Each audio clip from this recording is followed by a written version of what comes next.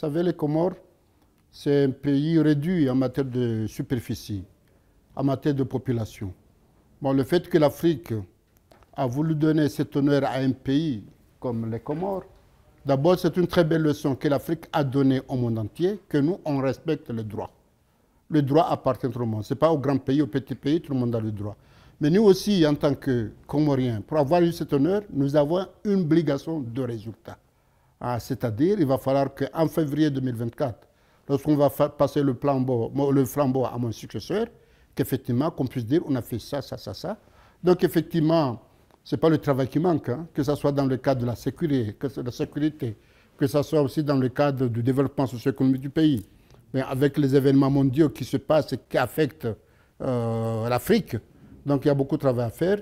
En tout cas, nous, on est au boulot. Hein. Moi, je viens ici ce soir, chaque fois je sais, pour travailler avec vous, avec tout le monde.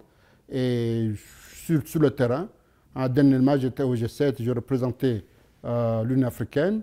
Bon, prochainement aussi. Donc, on essaie de travailler. Et j'ose espérer qu'effectivement, on aura des résultats et qu'il y aura une continuité pour que l'Afrique reprenne, en retrouve sa place dont il a le mérite dans le monde entier.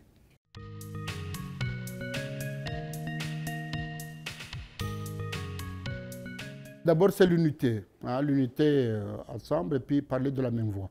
Bon, il y a toujours des contradictions. Mais dans toutes les contradictions, il faut trouver 2 ou 3 choses qui vous unissent pour aller ensemble. Mais si vous cherchez ce qui vous sépare, vous n'allez pas vous en sortir.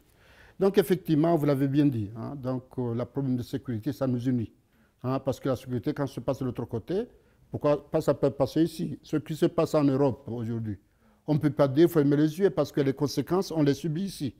Hein, donc, effectivement, la sécurité, c'est quelque chose qui doit nous unir tous. D'ailleurs, de ce côté-là, hein, je tiens aussi à féliciter, à remercier le Premier ministre Abiy hein, pour l'effort qu'il a fait dans le cadre hein, des problèmes qu'il y avait ici. Maintenant, il a trouvé la sérénité et la paix. C'est un bel exemple qu'il donne aux autres pays.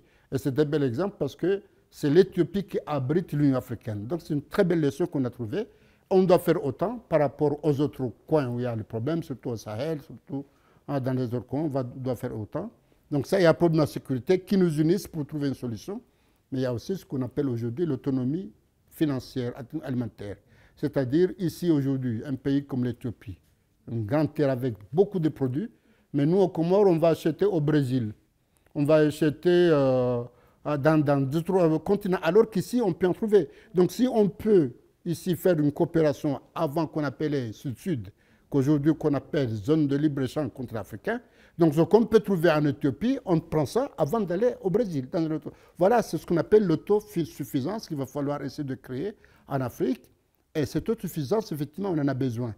Hein, parce qu'on dit que dans peu de temps, l'Afrique sera le plus grand marché du monde, avec des milliards d'habitants. Donc on doit faire en sorte qu'on puisse s'autosuffire, hein, pour éviter les famines et les pénuries.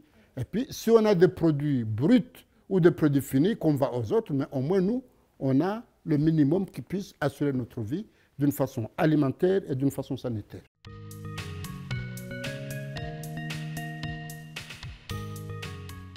Bon, la ZLCAf, le défi, effectivement, c'est depuis 2018 qu'on en a parlé. Jusqu'alors, il y a des pays qui n'ont pas encore ratifié. Donc, il va falloir ratifier. Il y a 8 pays. Bon, moi, je vais faire en sorte pour qu'ils puissent les ratifier. Et lorsqu'il sera ratifié, c'est la mise en œuvre. La mise en œuvre, d'abord, c'est la libre circulation des biens et des personnes. Bon, d'abord, il y a les disponibilités, enfin les dispositions dont certains pays en ont. Comment ils le font distribuer. C'est-à-dire comment faciliter à ce qu'un commerçant ou un agriculteur éthiopien qui a des produits à vendre à Moroni, qu'il n'ait pas de problème. Comment faciliter. Donc, quand il vient là-bas, il n'y a pas de problème. Donc, voilà un peu le sujet à aborder. Est-ce qu'on va aborder partout en Afrique? On va commencer par ce qu'on appelle les sœurs, les communautés régionales. Donc on verra hein, ce qui sera le mieux. Mais on peut dire qu'effectivement, moi je suis au Comores, pour aller au Sénégal ou pour aller en Égypte, il me faut 10 heures, je peux y aller. Mais si je peux aller à Madagascar ou en Tanzanie où il y a 2 heures, 3 heures, avant d'aller là-bas, c'est ce qu'on appelle le pragmatisme. Donc on va commencer par du pragmatisme en attendant de voir comment on va faire que ce soit toute l'Afrique et pourquoi pas l'Afrique aussi avec les continents voisins, que ce soit l'Europe, que ce soit l'Asie, que ce soit les Amériques.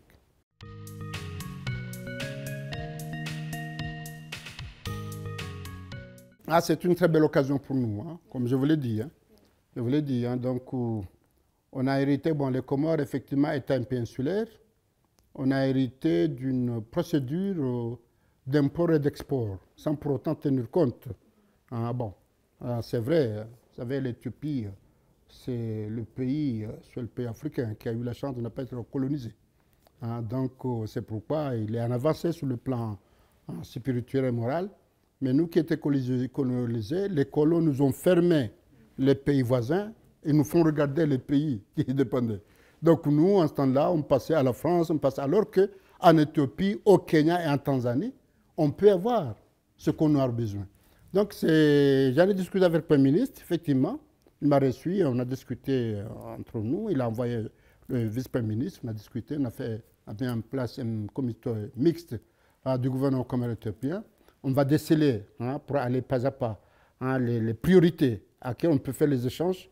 Par exemple, ici, le Comores, on dépend beaucoup de produits extérieurs. Donc ces produits-là, peut-être on peut les avoir en Éthiopie. Et on sait que l'Éthiopie aussi, il n'a pas de mer. Donc on peut échanger les poissons et les autres produits. C'est-à-dire qu'il y a des domaines, en tout cas, ils ont fait un très bon travail qui va aller dans le sens d'échange commercial. Et pourquoi pas aussi d'échanges en matière d'éducation, en matière de santé. On sait que l'Éthiopie a une très belle expérience de ce côté-là qui peut nous apporter. Donc là, on va aussi accélérer ce processus pour qu'il aille de mieux, puisque l'Éthiopie, j'ai toujours dit, c'est la mère de l'Afrique. C'est la mère de l'Afrique. Donc aussi, le siège de l'Union africaine, il est ici, donc c'est notre mère. Donc c'est à nous de faire en sorte que cette relation avec l'Éthiopie, ça soit des bonnes relations pour l'intérêt des deux pays.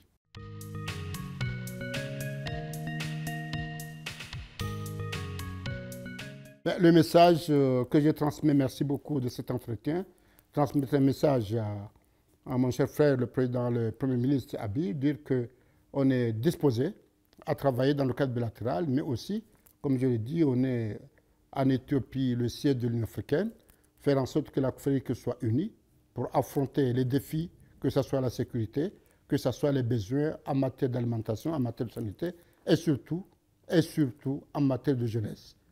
Comment faire en sorte que les jeunes, vous serez un peu les générations à venir, qu'on puisse faire en sorte qu'on soit tranquille parce que vous allez être en paix, en sécurité.